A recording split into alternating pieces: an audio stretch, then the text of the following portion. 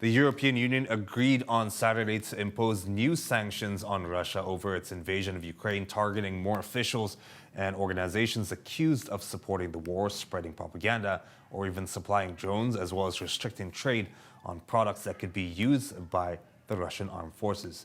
The EU-Swedish presidency said the sanctions are directed at military and political decision makers, companies supporting or working within the Russian military industry, and commanders in the Wagner Group. Transactions with some of Russia's largest banks are also prohibited. Asset freezes were slapped on 3 more Russian banks and 7 Iranian entities, companies, agencies, political parties, or other organizations that manufacture military drones, which the EU suspects have been used by Russia during the war. The new measures proposed by the EU's executive branch 3 weeks ago were only adopted after much internal wrangling over their exact makeup and made public 1 day after the first anniversary of Russia's invasion of Ukraine, the intended target date.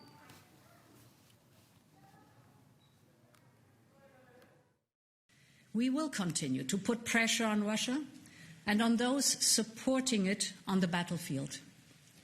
We will continue going after Putin's cronies, and we will go after those helping Russia to circumvent sanctions or replenish its war arsenal.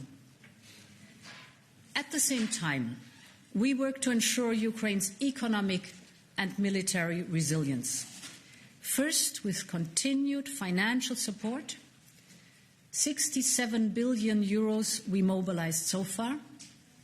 Second, with increased military support. U.S. National Security Council Spokesperson John Kirby spelled out the details of the U.S.'s new sanctions against Russia after the U.S. took action against Russian firms, banks, manufacturers, and people. The new package of sanctions is aimed at entities that helped Russia evade sanctions earlier in the year-old war against Ukraine. We made new commitments to impose economic pressure against Russia's energy, extractive, financial, and defense and industrial sectors, all major revenue producers for Putin. We imposed sanctions on more than 200 individuals and entities, including both Russian and third country actors across Europe, Asia, and the Middle East.